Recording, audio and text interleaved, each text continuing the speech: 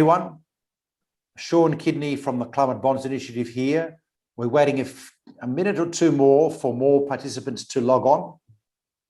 The numbers continue to climb, and then we'll get started in a minute. In the meantime, you get the joy of looking at the faces of our wonderful panelists today as they compose what they're going to say in a few minutes.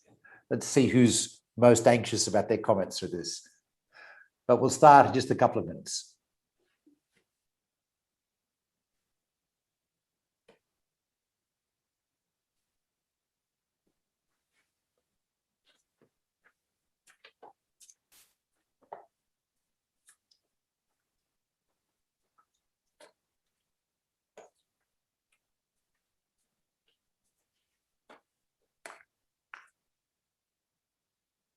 Louisa, do tell me when you think we're at the requisite number stage.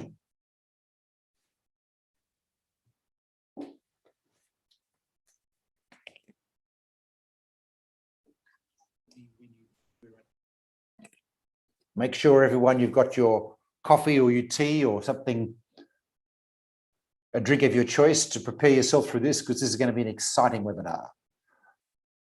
It's going to be like watching an American blockbuster movie.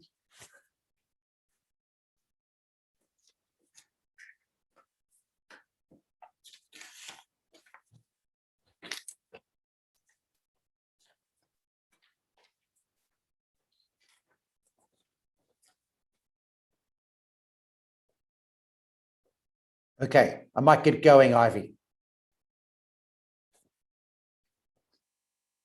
Folks, thank you for joining us today. I'm Sean Kidney. I'm the CEO of the Climate Bonds Initiative. For those of you that don't know us, can there be anyone that doesn't know us? We're a global NGO for green bonds, sustainable bonds, and essentially trying to mobilize global capital for climate change action and environmental action. We've been extraordinarily lucky today, privileged to be able to attract to this panel Kenneth Huey, Tracy Wong-Harris, Louis Ngan, and Ivy Lau, who is, of course, in our team. I'll do more detailed introductions a little later. We're first going to have a presentation by Ivy about the report that we're launching today on the Hong Kong green bonds market and the Greater Bay Area as well. Just a few introductory comments from me before we get going. You know what the challenges are. Enormous challenges to our environment, to our atmosphere. We've seen a recognition by Hong Kong, in fact, of those challenges, the commitment to net zero by 2050, along with many other countries. One of the great developments in the last few weeks has been the Biden Climate Summit, which has picked up the already strong commitments made by China and by the European Union in the previous year to 2050 and 2060 net zero targets and carbon neutrality, and 2030 targets too by China and Europe, which are very substantial, and then amplified that by bringing in other people who have now made similar targets. The US has joined the party with a 50% emissions cut by 2030 commitment. And we've seen aggressive commitments of a similar order by Japan, by Canada, by the UK, and many other countries. This is an enormous change in 18 months. In terms of our 2050 targets, we've gone from 2 countries to 112 countries, making a commitment to net zero by 2050. The world is beginning to wake up to what it is that we have to do. The pandemic has actually been a reminder, brutal as it has been, for our economies, our societies, and above all, our loved ones. It has been a wake-up call to how change actually happens when we have a major change like climate. It's not smooth and easy and gentle, it's volatile. Of course, the pandemic itself is rooted in the collapse of biodiversity as a result of environmental degradation and bat colonies having to recollect in Southeast Asia and just pathogens jumping between species as a result, and humans have got the end result of that. This is something that is characteristic of climate changes. We've seen it happen also in the 1600s in the 1200s and 1300s, in the 500s AD. We also had climate change and we had plagues and other sorts of pathogens. The Intergovernmental Panel on Climate Change has been predicting we're going to have many more of these in the 21st century. We need to prepare. We also need to listen to our scientists.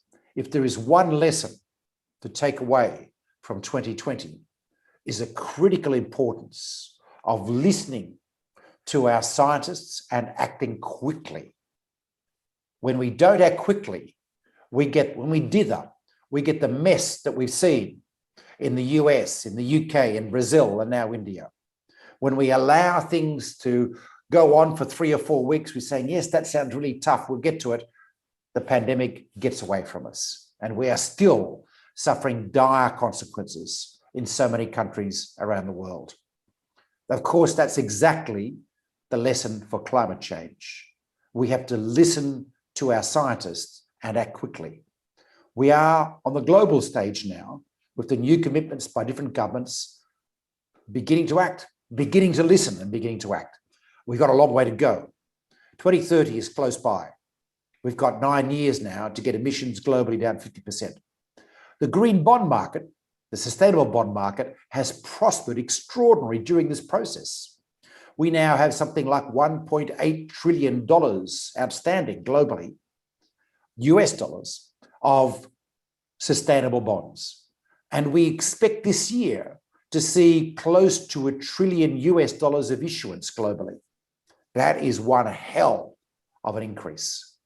It's going to be boosted by government issuance, such as Hong Kong government's landmark issuance program, followed or copied, if you like, by the European Union that's now coming to market with 225 billion euros of green bonds, and the UK government with 15 billion sterling.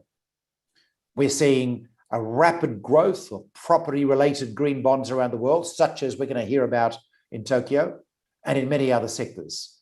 Of course, a sustainable and green bonds market is not an end game. To have a market is not a solution. The link to the real economy, the extent to which it triggers positive action by the issuers, is what this is all about. But it is happening. We'll hear a little bit more from Ivy now about what has been happening in the last year in Hong Kong and the Greater Bay Area, and then we'll go to our panelists. Ivy, General Manager in East Asia for Climate Bonds Initiative.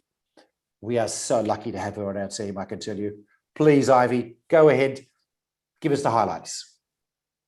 Thank you, Sean. Good afternoon, everyone in Asia. So year 2020 was no doubt a very rough year for everyone, but we are so glad to see that the sustainable finance market actually show resilience and gain momentum in terms of further diversification of issuer profile and also product types. Last year, the Hong Kong green bond market was marked by the highest number of deals, with 15 internationally aligned green bonds and 1 green loan, totaled 2.09 billion US dollar, down 18% from 2019 volume. Cumulative issuance has reached 9.2 billion US dollar. So although we saw a decline in last year's tally, but I would like to highlight that actually we identified at least 6 other eligible green loans by local entities in 2020. These deals were worth 900 million US dollar. However, due to confidentiality, they are not included in this report nor in the climate bond database. And the largest deal in 2020 was from MTR with US dollar 1.2 billion issued in last August. Next slide, please. So the mix of proceed allocation was quite varied in 2020, with allocation relatively spread across 7 categories, unlike 2019 when buildings dominate. So the buildings category still remained the top position last year, but their share dropped to 36% from 61% in 2019. Transport came in at a close second, with 26% of issue volume allocated to it, and the waste was a standout category last year, with more than 19% of the green bond proceeds allocated to this category, is the highest yet. And 100% of the 2020 green bond and loan volume benefited from external review in the form of SPO, second party opinion. Besides, Hong Kong Stock Exchange remained the most popular listing venue in the region, strengthening Hong Kong's role as Asia's green finance hub. I will also highlight that the COVID pandemic has actually prompted the world to rethink sustainability and our relationship with natural ecosystem. In 2020, we saw a broader universe of sustainable finance products placed in Hong Kong, including pandemic bonds, sustainability-linked loans, bonds, and also transition bonds. There are also innovative hedging tools for sustainable finance, such as a cross-currency swap and interest rate swap. Next slide, please. So as in our previous reports, we include Hong Kong Monetary Authority's analysis on green bonds arranged and issued in Hong Kong to reflect the momentum of green finance activities and the role of Hong Kong as a financial center. Hong Kong's green debt market continued to grow in size and diversity in 2020. According to HKMA's methodology, in 2020, green debt arranged and issued in Hong Kong reached $12 billion. Cumulative green debt issuance amounts to over $38 billion by the end of 2020. This is in fact the first time for the Hong Kong Monetary Authority to include green loans in their analysis. So I also want to highlight that although green climate bonds and the HKMA, we use different approaches to determine the market size, all the green bonds and loans captured by the HKMA are aligned to green climate bonds green definition. So there were positive signs of wider adoption of green and sustainable financing in terms of issuers and product types. So 1/3 of the green bond issuers in 2020 were actually the first-time issuers in Hong Kong. And corporates make up 66% of the total green debt issuance, overtaking the financial institutions for the first time. Still, the financial institutions contribute nearly 30% of the market share. And with some notable issuances, including the first Hong Kong dollar green bond by a Middle East issuer, i.e. the first Abu Dhabi bank. Mainland Chinese entities continue to drive the market, accounting for 60% of the total green debt volume. Local Hong Kong issuers were the second largest issuer group, making up nearly 26% of the market volume. The rest of the market comprised issuers from a broad range of countries, including Asia Pacific, Middle East, and Europe. Okay, so let's take a look at the Greater Bay Area. In addition to the Hong Kong green deals, aligned green bonds from Guangdong total $603 million. Next slide, please. So it represents 51% decline from the 2019 volume, which is actually in line with the trend we observe in the overall Chinese green bond market, namely more proceeds going to working capital, fewer issuance from banks, which are generally higher in size, and a growing number of other label bonds. For more details, we are going to publish our China Green Bond Report next month, so stay tuned. And in Macau, we saw Bank of China place through their Macau branch, Asia's first blue bond, worth $442 million. So buildings was the dominant theme in GBA, accounting for 44% of the total volume, followed by transport and energy, which account for 20% and 40% respectively. Green ABS is a common issuer type in Guangdong, with cumulative issuance of Green ABS reach $2.4 billion, over 38% since 2016. This is an area which we see huge potential for driving the growth of GBA's green finance market. One of our panelists, Tracy Wong, she will talk a little bit more on this shortly. So despite the decline in 2020, the good news is we saw a very strong rebound in the onshore market in Q1 this year. Preliminary figures show that nearly $9 billion aligned green bonds were issued, which is over double the volume of the China onshore market green bond issuance in the same period last year. That's Hong amazing. Kong also, yeah, absolutely. And Hong Kong also saw a pickup in volume with over $5 billion issued in Q1, surpassed the total volume in 2020 already, thanks to the 2.5 billion US dollar worth of second batch green bonds from under the Hong Kong Green Bond Program. And also green deals from repeated issuers also support the growth. They came from issuers such as MTR, New World Development, and Hang Lung Properties. Looking ahead, aim at the global green recovery and the latest climate patches that we see from a lot of countries in Asia region, our briefing identifies the following major areas in green and sustainable finance for Hong Kong. Next slide, please. Firstly, we expect that the Greater Bay Area Green Finance Alliance, established last September, will play a very important role in capitalizing the green investment opportunities and also coordinating efforts on strategic planning for decarbonization in the area. Secondly, working towards Hong Kong's net zero future.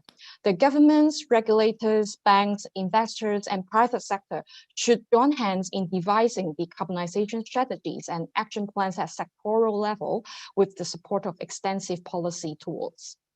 Thirdly, boosting transition finance in support of Asia's carbon neutrality goals. Hong Kong is to lead the collaborating effort with key stakeholders in reinforcing the idea of an ambitious and robust model for growing transition finance as an effective tool to speed up the decarbonization journey of the high-emitting and hard-to-abate industries in Asia. Besides, and also lastly, I couldn't emphasize more, the Hong Kong government play a really critical role to continue their Hong Kong Green Bond Program, because we believe that demonstration issuance by the Hong Kong government that finance ambitious transition pathway could allow deeper engagement between various government bureaus and also ensuring funding allocation matches with the decarbonization strategies and sectoral priorities, and the city will be gradually moving away from the current fossil fuel reliant energy mix. So that's all from for my presentation. Over to you, Sean. Thank you, Ivy. Fantastic. In terms of issuance, the rebound in Q1 is reflected globally, isn't it? I think in the global green bond market, Q1 is 81% higher than last year's Q1 already, although the issuance increase here is even greater. So it's very interesting. I note that some commentators, such as Standard & Poor's, have come out with extremely bullish forecasts for global issuance. When I mentioned earlier close to $1 trillion issuance this year, that's who I was referring to. It's not climate bonds, where we have our own enthusiastic responses, but when S&P starts becoming more enthusiastic than us, it's very interesting. So it's going to be quite a year. Kenneth, you must be pleased, because you've been one of the architects of this whole program of supporting and promoting Hong Kong as a green finance centre. And you've made some important commitments. You know, when the government made the 2050 net zero commitment, there's also been a commitment that Hong Kong would use the common ground taxonomy that is being developed between China and Europe at the moment. And we're providing technical assistance to the European side on that question, which will come out legit, which is a fantastic commitment. What's your reflections on how we've got there? And more to the point, what are your thoughts about what you're going to be doing in the future? Give people a little bit of a flavour of what your thinking is. Thanks, Sean. Well, actually, I think what you said just now highlighted two things that Hong Kong want to achieve. The first thing is about what Hong Kong itself does in respect of our own climate commitment, about our own carbon emission. Obviously, the chief executive has already announced the 2050 goal for carbon neutrality. And from the finance sector, from the kind of government finance perspective, the financial secretary has also announced doubling of the government green bond program, which obviously has the demonstrative effect, has the market development angle, but also to make sure that any additional kind of green expenditure will be well funded through this program. So that's part of it, to make sure that we get our own house in order. The taxonomy, the common ground taxonomy commitment that you said just now, reflect the second part of our ambition, which is to be the green finance hub for Asia and also for mainland China. Obviously, you know, we're an international financial center in Asia, and we have, you know, probably the largest international bond market here in Asia. So we see ourselves having the kind of obligation, having the responsibility to make sure that green and sustainable financing are really channeling to those entities that are in need in the whole of the region. Obviously, we are also the gateway between China and the rest of the world. We still channel 2/3 of the investment in and out of China, and we see the same role for us to play in green and sustainable finance as well. So doing the common ground taxonomy is really one way to do it, because we want to make sure that whatever bond that are issued in Hong Kong will meet both the mainland Chinese as well as the international requirement. We're also doing a few other things. For example, the IFC Alliance for Commercial Bank, which is an effort that we join hand with the IFC in launching to make sure that we provide capacity building resources as well as raising awareness in the region. So, you know, very spot on, Sean, in what you said just now. I neglected to say, by the way, that Kenneth is the head of market development, the Hong Kong Monetary Authority, and one of the supporters of this report. The other supporters, by the way, are the Hong Kong Green Finance Association, represented today by Tracy Wong-Harris, who's also a Vice President of Standard Chartered. But I also need to have a special thanks to HSBC, who have continued to support and act as a sponsor for this report and many other reports, like extraordinary longevity of support. So Lu Gun, who is the head of sustainable bonds for Debt Capital Markets Asia Pacific, is joining us today. So this is a stellar cast. So Kenneth, with green bonds specifically, and also in the Greater Bay Area, I appreciate we're going to hear more from Tracy Wong-Harris, who has a dual role at the Hong Kong Green Finance Association and in the Greater Bay Area Green Finance Association. How's that relationship going with building those bridges to the mainland, which is so central to your entrepot position between the West and the East in terms of financial flows? Are there any developments there of note that we should be looking out for? Well, I guess the first key area is to continuing our role as the financing hub for China and for Greater Bay Area. So in that respect, it's more about making sure that the issuers as well as enterprises that are interested in raising international financing continue to have access to the Hong Kong platform. So that's one area which we traditionally have been doing very well and will continue to perform that role. The second aspect is more on carbon trading. You may have noticed that we are exploring the role that Hong Kong could play in Greater Bay Area as well as for the rest of China in carbon trading. Obviously, this is one of the key themes, not just in China, but across the world, in how to raise awareness, how to provide incentive for carbon reduction. And we also know that, you know, China, they've launched some pilot program, but they're also launching the national program. And we're looking at how we can connect all these different dots, starting from the Greater Bay Area. We're going to be announcing something soon at the cross-agency platform. So, you know, stay tuned, please. Okay, you heard it here, everyone. Keep an eye out. Let me now cut to Lu Ying from HSBC. You've been at the center of developments of green finance in Hong Kong, but also in China. And in fact, around the world. HSBC is one of the leading underwriters globally, which is fantastic, the commitment you've made. What are your thoughts, now that you got Kenneth on the line here, about what we might be able to do to scale up even further the Hong Kong green finance market? Sectors to be prioritised, other things that could be done. Where's your thinking going at HSBC? Thanks a lot, Sean. Yeah, it has been HSBC's honor to be able to partner with CBI to work on those important market reports to give the market participants a sense as well as data to see how fast the market is growing.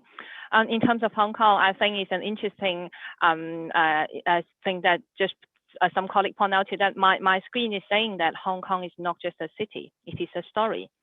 And then I think the story is going to be a green story. And then we are going to paint it green together. I think based on the phenomenon growth of the sustainable finance market globally in Asia and in Hong Kong, I think I would like to point out two obvious trends as well as some of the area that we think that the market would need help. One trend is we briefly mentioned that many of our Hong Kong green bonds are towards green building. This is partly because building is a very important part of our life as a city, as well as that because we actually spend more time at home during the pandemic time. So there are actually many focus on making our building green and sustainable as well as healthy. And then there is also one element that the green bond issue in Hong Kong, it used to be mainly from the investment grade issuers, but now we actually see some sub-investment grade, some high yield spectrum issuer tapping the market. We see this is an extremely important and healthy step for the market to move, because I think from the investor side, they would love to see issuers from all the credit spectrum in order to enhance their yield in their investment portfolio. I think we heard from investor feedback that they really love to see more diversified type of issuer is coming in the green bond finance. And then another data point is that we see the issuing volume of Hong Kong green issuer in sustainable bond is actually decreasing this year. However, the deal number has been increasing. There is one reason behind is that there are actually other type of transaction in the market as well, such as private placement. So not only public bond, but that we see many more private placement in local currency, for example, in Hong Kong dollar hitting the market as well. So this is actually a great evidence about the development of the breadth and the depth of the market. So we not only see big companies issuing a large volume, but we are also issuing them to tap the private placement market in a green format in order to fund the green development. The third thing I would like to see that is a wish list. So I think I always been hoping that there would be more development from the investor side. So we are not only incentivizing the sell side, from the issuer to issue more sustainable bond, but also from the investor side would be able to invest more in sustainable bond, as well as let us know their wish list as well. So for example, what type issuer they would like to see, what type of use of proceed they would like to those green bonds to go to. So as a channel, as an intermediate, banks like us would be able to communicate that to our issuer. So we're actually going to see a even bigger development in the markets. That's very interesting. So this is actually a strongly developing story, isn't it? Because the fact that we're seeing private placements means that appetite on the buy side has been growing, and that message is getting across to issuers, which is so cool. And, remember when we started this process, Kenneth, years ago, we were uncertain about the nature of appetite amongst the investment community within Hong Kong. This is a dramatic change. And for all of you out there that may have assets or things that you could finance using a green or state-owned bond, time to act. Benefits, Louis, for issuers. So just on the issuance side, why are people doing that again? We've got the investor appetite. Are they getting price? Are they getting more investors? Are they getting better access to capital? What do you see as the primary drivers on the issuance side, including in the loan market, by the way, which, as Xavier alluded to us, is ballooning, the sustainable loan market? Mm-hmm. Why are people doing this? Yeah, I think from the bond side, there are actually a couple of drivers for more issuers joining the party as sustainable bonds. The first one would be definitely about publicity. They would like to let their stakeholder knows about what they have been doing in sustainability and ESG, and then rolling out capital market transactions, for example, issuing a green bond or taking our green loan would be one of the very important message that they would like to communicate. Economics wise, you are right, Sean. I think we are increasingly seeing the pricing benefits, or in the climate bond initiative term, it's called greenium, that are attaching to the green bond market. So we normally see that the order book of a sustainable bond is larger than a conventional bond. The price tightening of a sustainable bond is larger than a conventional, and then the new issuance premium is normally lower. We are talking about 1 to 3 bips here for all the Asian Pacific issuer based on HSBC data. We are actually taking all the issuer on Asia Pacific, so from Korea to India, from China to Australia, and then we are also taking all the credit spectrum from Southern like Hong Kong, all down to the maybe a single B high yield property issuer. So I think this, although there is some generic data it's a generic set of data instead of looking at a specific sector or issuer, but it does show that the market in general is really responding to the pricing benefit of the issuer. This is mainly driven by the huge investor demand. So if you issue a sustainable bond, your normal investors are there, but additionally you would get the attention of the sustainable investor. For the sustainable investor, they would be able to enlarge their ticket as well. So I think due to the supply demand, then we would be able to see a couple of pricing benefits. But last but not least, I think the government support as well as other stakeholder support in the market would be a huge force behind that as well. So many of the issuers, they just not trying to issue a bond just to benefit for those 1 to 2 bips. They would like to take advantage of the government grants, but maybe it's not mainly for the money. They really would like to link this capital market transaction history to their sustainable development. I think that would always be the main driver.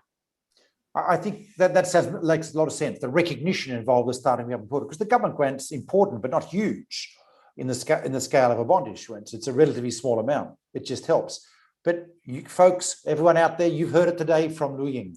Price benefit is beginning to appear in a consistent kind of fashion. This is one of the world's largest banks telling you this. So if you can do it, think about it, but also bear in mind that it's the recognition that really counts, and of course the deeper investor engagement that comes with that. In Europe, we see corporates that issue green bonds getting a stock price bounce, and it stays up there, for example, because investors recognize that the company is doing something to stay ahead of the changes coming through as a result of policy change and other kinds of change related to climate change. I also just want to say is that this is not driven by sentiment. When we talk to investors about secondary market performance, they tell us a couple of extraordinary things about green bonds. In downturns, they hold their value.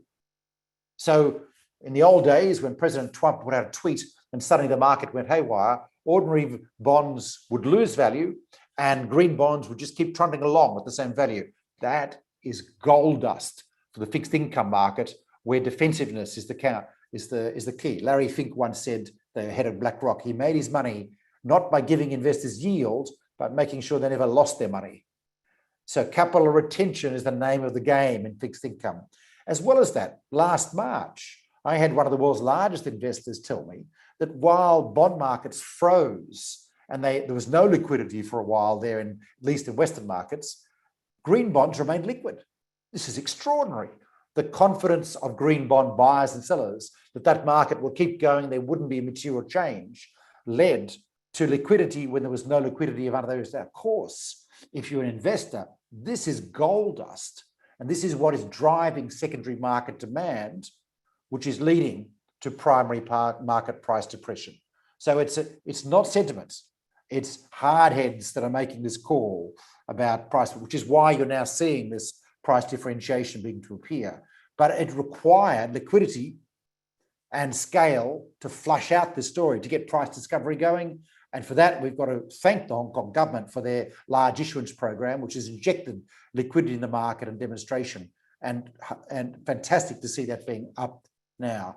I want to drive across now to Tracy to broaden the agenda a little bit. I mean, Tracy, obviously you've done a lot of work in the Hong Kong Green Finance Association, which I'm interested to hear about, but I'm also interested in hear about the connections you're making in the Greater Bay Area, because there is a really substantial cross Greater Bay Area green economy drive going on, which is going to be reflected in the financial flows, right? Tell us more. Sure. Before that, for the audience sake, I want to make a correction of the title. So I'm the Vice President and Deputy Secretary General of the Hong Kong Green Finance Association, and the Sustainable Finance Head for Untitled Chapter for Greater China and North Asia. But you've got more titles. It's no wonder I'm confused, Tracy, because you've got so many titles. I know. I don't blame you. She is a superstar of green finance. But please go ahead. Thank you, Sean. Delighted to be here, and a good day, everyone. So, Greater Bay Area. I think Kenneth already highlighted Hong Kong's role. Hong Kong key role, important role between already taking a very key role for as the bridge of China between the green and sustainable finance, needs from the mainland and the funding raising capacity from the Hong Kong side. And then from Ivy, already pointed out the report, the CBI report show over 60% of our green debt arranged and issued in Hong Kong in 2020 are from mainland. And this is a consistent trend since inception that this report came out. I just want to call out that. And then to go back to the Hong Kong's role in GBA. So I would say Hong Kong play an even more important role supporting the Greater Bay Area's decarbonization journey, noting two key major policy address, including the blueprints from the State Council announcements of the Guangdong, Hong Kong, Macau Greater Bay Area Development Plan back in 2019. And it places a very heavy emphasis on green development and low carbon transition. Secondly, the same Greater Bay Area focus also been seen from the Hong Kong government's policy address and in the Hong Kong cross-agency steering group committee, the Green and Sustainable Finance Strategy Plan issued end of last year. One of the 6 key strategy also highlight to capitalize on the opportunity presented by the mainland to develop Hong Kong into a green finance center in the Greater Bay Area. Last but not least, of course, I'm going to mention the establishment of the Greater Bay Area Green Finance Alliance, a collaboration between Hong Kong, Guangdong, Shenzhen, Macau to host research and incubate green finance and sustainable investments in the regions in the Greater Bay Area. Which is a fantastic development. And can you tell us a little bit more about the activities that we can expect to see from this? Because this is going to be a big year for issuance, right? Absolutely. So, the Hong Kong Green Finance Association, being the founding member of this Greater Bay Area Green Finance Alliance platform, so we're already supporting 6 key green and sustainable finance projects under this platform. 4 leading from Hong Kong. So the green building projects that mentioned that with the aim to really trying to decarbonize the building sector, but at the same time to maximize the green finance opportunities for the sector. And also the blockchain solar projects. We are looking at how to use blockchain technology to drive the solar underlying solar projects potentially into a tokenized digital green ABS. So more to come. Carbon Connect. So Kenneth also mentioned about the importance of the carbon market. So within the platform, we have set up a working group looking at the Carbon Connect. What's Hong Kong's role in connecting both the mandatory market in China with the 7+2 already tradings on Carbon Trading City and the newly rolled out national carbon tradings from the mainland side. And also we have seen a very strong take up at the voluntary market, how the voluntary market, we can play a role at the voluntary carbon market. And I think that a lot of the audience must have heard of the task force for scaling up the carbon market, which is really looking at the core standards about carbon offsets. And one more that we just onboarded, this new project that I am driving is looking at within the Greater Bay Area. We want to look at the deep dive into the decarbonization pathway. And this is to really to set out the science-based sector-specific transition pathway to scale up transition financings in the Greater Bay Area. So we just kickstarted this and more to come. On the mainland side, there is this greening the auto supply chain driven lead by Guangzhou, and also the solid waste management led by Shenzhen. And also very happy to announce, I just had the earlier meeting with the whole Greater Bay Area Green Finance Alliance platform that we are setting out and preparing for our first annual forum, and it will take place in September in Shenzhen. So a lot more to come on this platform. In the stock exchange, we've had Bond Connect for a long time, of course, which is kind of mirroring this. And my understanding is we've also got a green carve out appearing in Bond Connect too, of the stock exchange activities. Is that correct? Have I got that correct? Grace Huey's been doing some interesting work. Where's that got to so far? Kenneth, do you want to come in on that? Yeah, I think for that particular one, the Hong Kong Stock Exchange has set up the Stage platform, which is a platform for housing green and sustainable related information. Say, for example, for green bond that are listed on the exchange, as well as other resources, rules, and regulations. So it's a very useful place to go to for people that are interested in green and sustainable finance in Hong Kong. So there's a lot happening. Just to add, just to add a little bit on that, we are like Hong Kong Stock Exchange is one of the CBI's partners, so we are right now working closely with Hong Kong Stock Exchange to see how we can enhance transparency of the green bond market. So stay tuned. Yeah. So while we're on this topic, actually, in terms of infrastructure building, obviously we have the helpful Stage platform that the exchange has already built. But we are also adding to that at the cross-agency level. So basically, through our interaction with market participants, what we notice is that there are two areas that really need more work. One is capacity building, and the other area is data.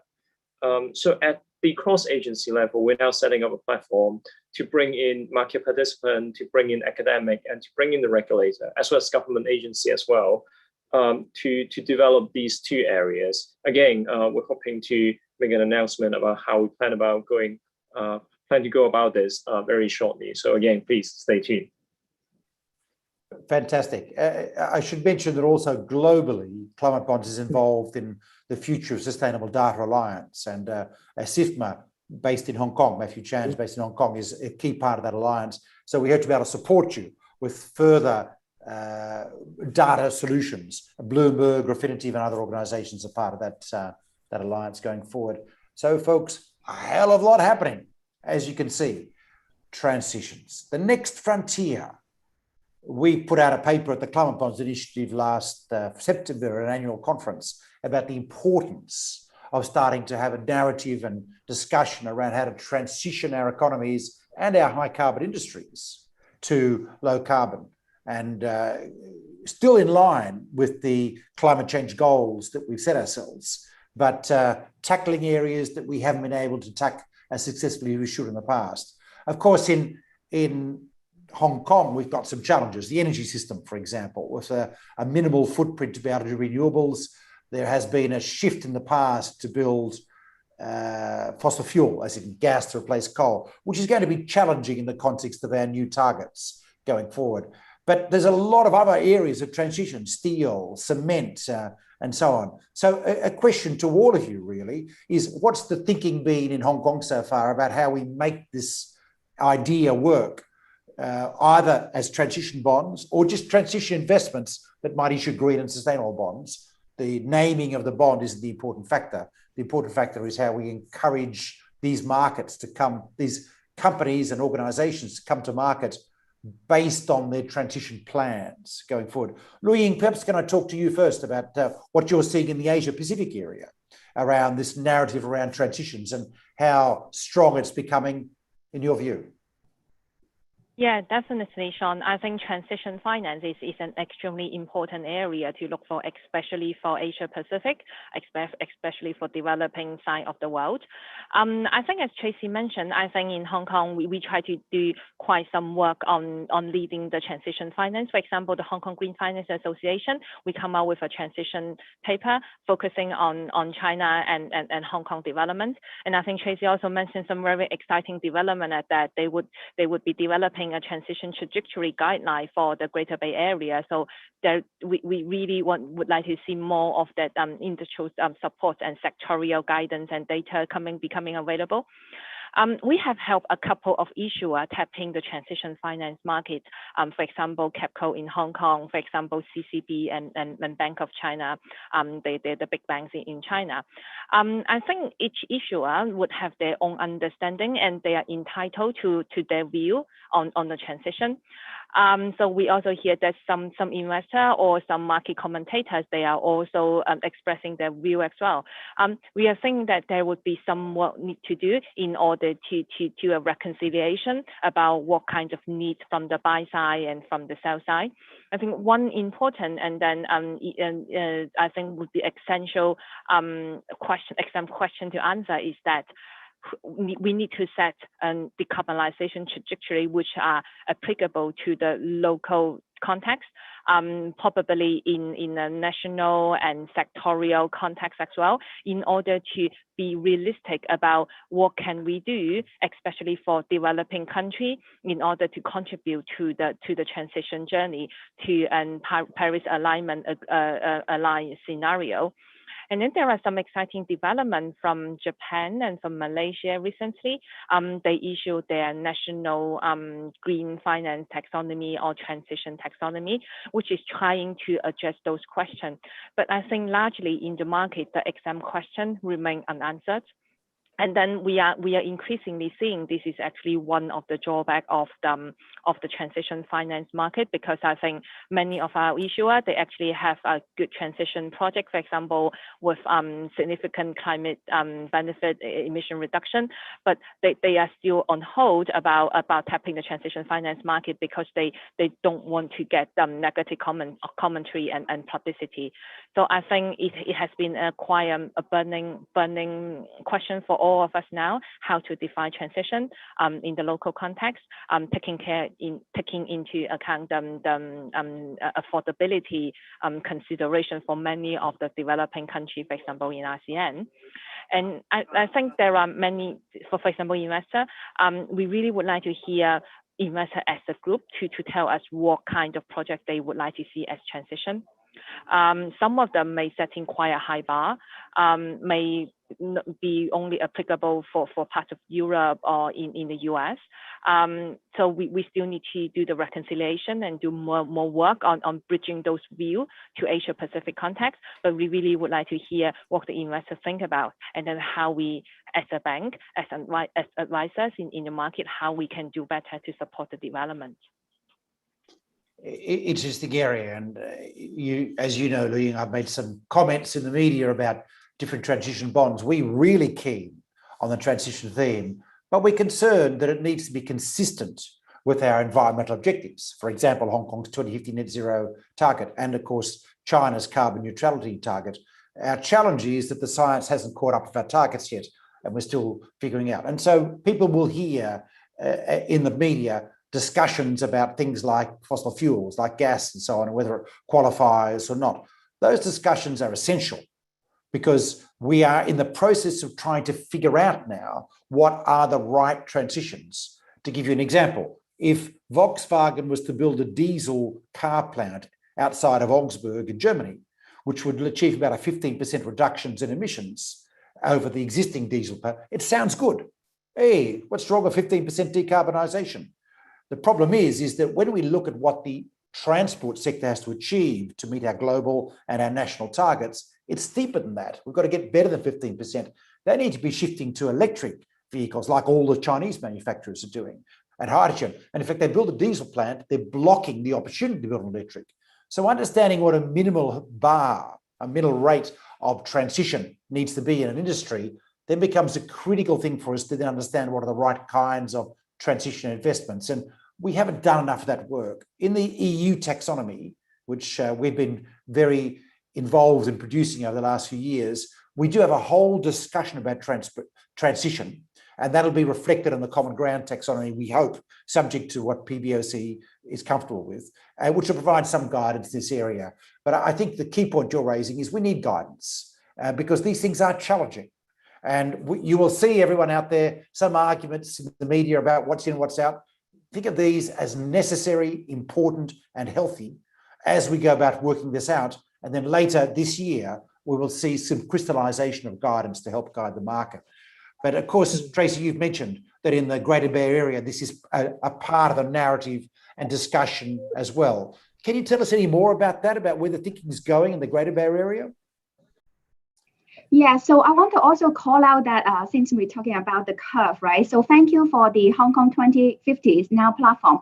Hong Kong already have a deep decarbonization pathway curve published for the by sector. So that is already out there since last year, and that is the collaboration that we work with the Hong Kong Green Finance Association together to come up with the transition, the Asia, China, Hong Kong focus transition financings report. And then the thinking with the Greater Bay Area is an extension of that. We really want to see a very clear curve pathway by sector, enable for us to have a very clear from the finances point of view. When we structure the trade, we want to be able to, structure to a way that we can demonstrate that we are actually delivering the net zero goal. So that is really the purpose of that project, to enable us to have a better view of the Greater Bay Area decarbonization plan. Fantastic. Kenneth, if you want to weigh in on transitions, that'd be great. But what I want to ask you about another level of transition, which has been in Europe, there's a lot of conversations about border adjustments now, as in carbon border adjustments and tariffs and so on. The US has been talking about this as well. At Climate Bonds, we've been pushing the idea of a green window, which is have all the competition you like and tariffs, but have a carve out for green. Think of it as zero tariffs for zero carbon steel. And we think that's a winnable agenda. How do you see Hong Kong, given the pivot you have between East and West here, playing a role in this particular discussion going forward around border adjustments? I'd say that for border adjustment, I think it's a little bit too early to make any judgment at this stage yet. Mainly because it's still a little bit fluid. I think even in Europe, where the discussion is the most advanced. I do want, however, to come back to the transition bond discussion, though.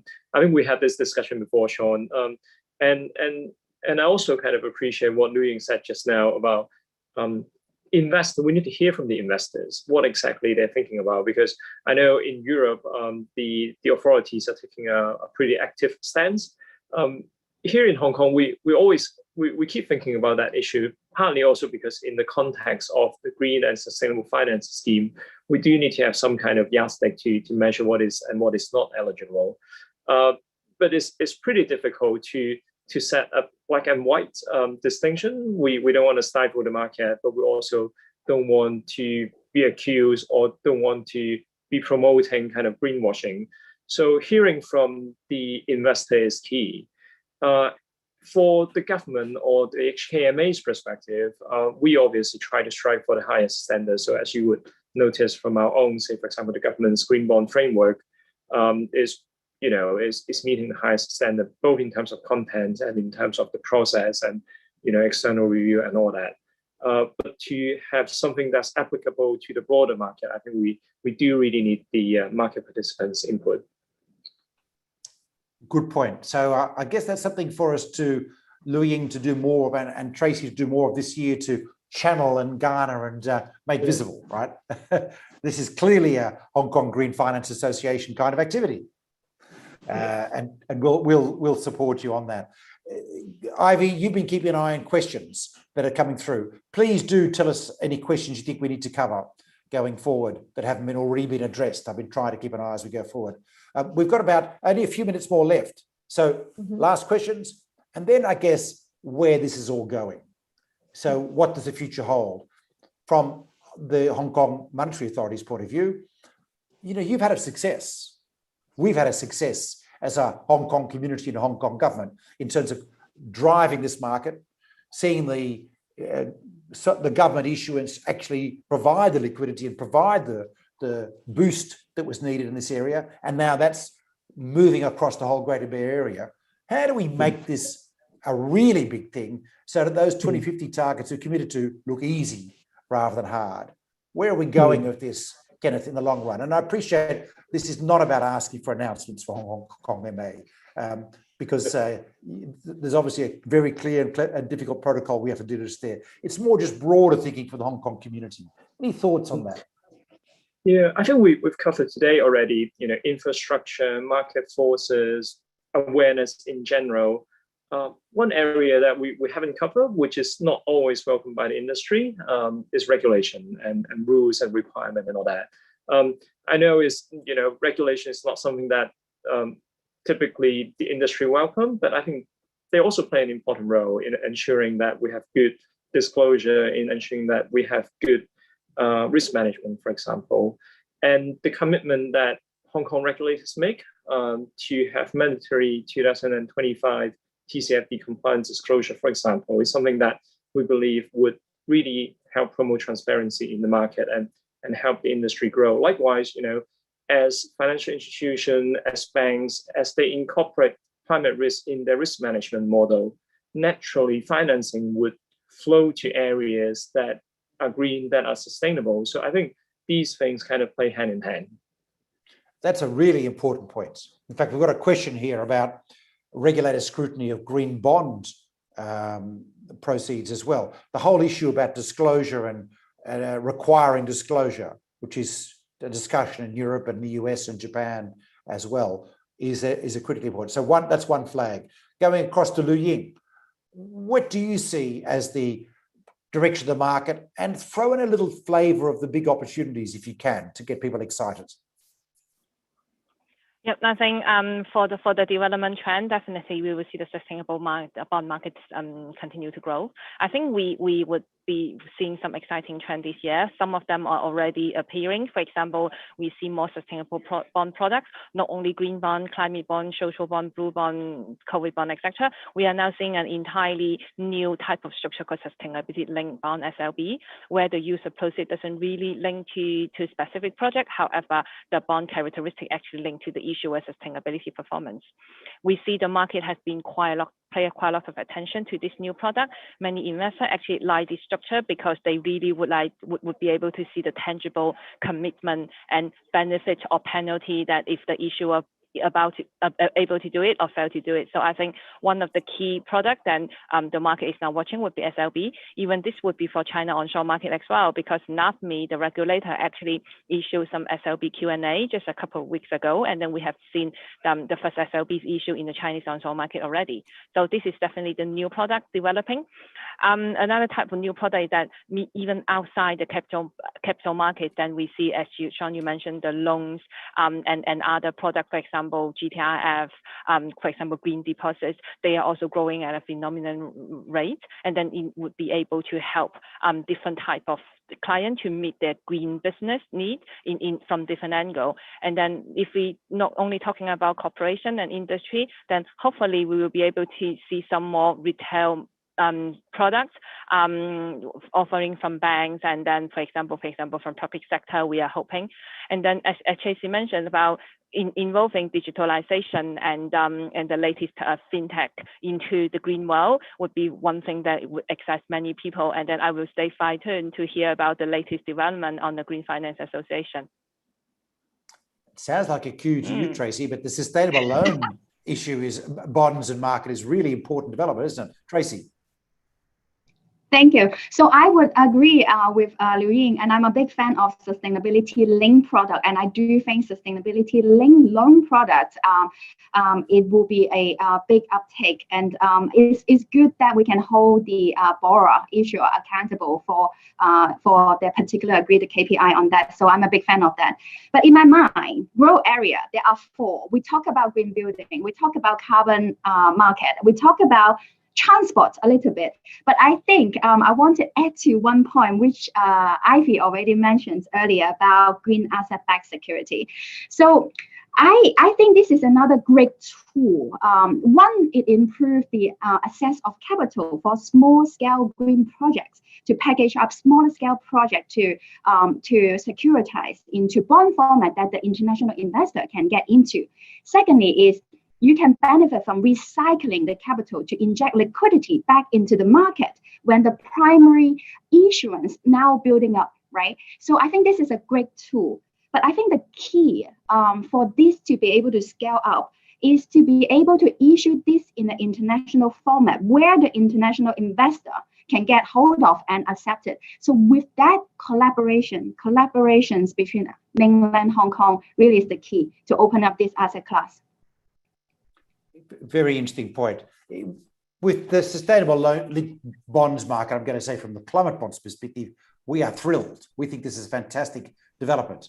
What we need to look at now is how we assess the corporate strategies and the corporate claims going forward. So we think we need to do a little bit more work on what the industry benchmarks are that we can assess companies against, so we can have confidence that the kind of claims being made are appropriate to the ambitions we're trying to achieve, which is a developing work. But this is, of course, something that you can do in a developing market. We have the opportunity now, which we just didn't have. So it's really fantastic that this has become part of it. Sustainability linked loans, of course, is the huge part of it. And we've already seen the data about green loans so far in the area. So it's a big growth area. But of course, there are other products too, Lu Ying.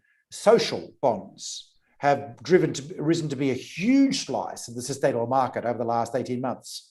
And do you see demand for that and that happening in the Greater Bay Area and the Hong Kong and the East Asian markets? Yeah, definitely. We see a couple of COVID-19 related social bond issue in 2020, and then this is still one of the themes that many issuers, for example, the Korean issuer, are focusing on.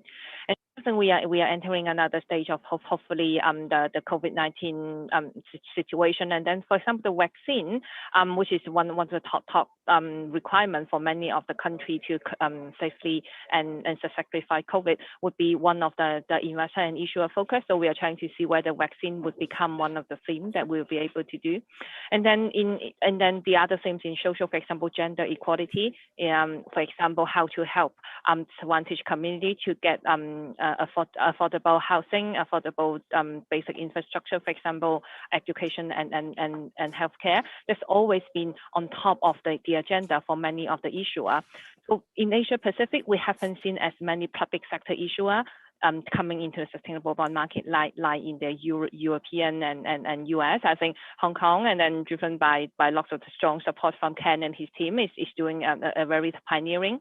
But we hope to see many more other countries and public sector to come into the market. So for example, Malaysia, we just helped the Malaysian government to issue the sustainability sukuk. A majority of the proceeds are actually towards social. So to help especially to ensuring the adequate supply of housing, education, and healthcare during the COVID timing. So yeah, I think we see social bond would continue to play a strong and important role. And then especially we hope that some of the corporates, not only the public sector, would also be able to get into this arena as well. Fantastic. Last word, Tracy. Are you optimistic? Of course I am. So I can so just optimistic. have one last word, Sean. Yes, go so ahead. Collaboration, if you want only one word, collaboration. Fantastic. Thank you. And what a great champion you've been for this whole agenda, Tracy. Thank you for all the work you've done. Kenneth, last words, reflections. Yeah, I mean, we're very optimistic about it, and we do hope to kind of work with you guys and work with the industry to take this market forward. Lu Ying, our proud sponsor, we're eternally grateful. A last word. Yeah, I think it's let's work together with all the market participants. Let's develop this market further. Everyone who's listened, Ivy, thank you so much for your presentation. Everyone who's listened, this has been a fantastic webinar. Thank you for the time, and thank you for the work you're doing out there, developing a more sustainable society, increasing sustainable financial flows towards that end. This event has been recorded. You'll be able to see the recording on YouTube or via our website, climatebonds.net. This is, of course, just one of many events and interventions that you'll see in Hong Kong and in the global market this year to try and educate the market, expand understanding, and drive some frontiers. Clearly, this is not only going to be about green, it's going to be about sustainable loan, sustainable linked bonds and social bonds, and a whole range of other things, all with the aim of making our world a better place. We have enormous challenges. We have enormous challenges on climate change, on environmental restitution, especially in the mainland, as the government has said so many times. There is work to be done. The shape of the future is now very clear. It will be clean and it will be green. But the question is now the speed. How quickly will we get there? Will we make the transition quickly enough to avert what our scientists tell us are potentially catastrophic consequences? We have to learn from the pandemic, listen to the scientists and act fast. We have learnt in Hong Kong and in China and in some of East Asian countries about how to act fast. We now need to apply that to climate change as we are being to apply it. You'll see this year a common ground taxonomy that represents lower risk investments, because these are things that are part of the future policy settings. There will be a much more discussion around transition, as there must be. But there's one thing that's certain, in the word of Kristalina Georgieva, the managing director of the IMF, we are now understanding that we have to build back better. And that's what we're in the process of doing. Thank you so much for your commitment to this area, for your interest in this area, but above all, thank you for the successes you and we will achieve this year in growing this market and creating a better world for our children. Thank you everyone for joining us. Over and out. Thank you. Thank you. Thank you.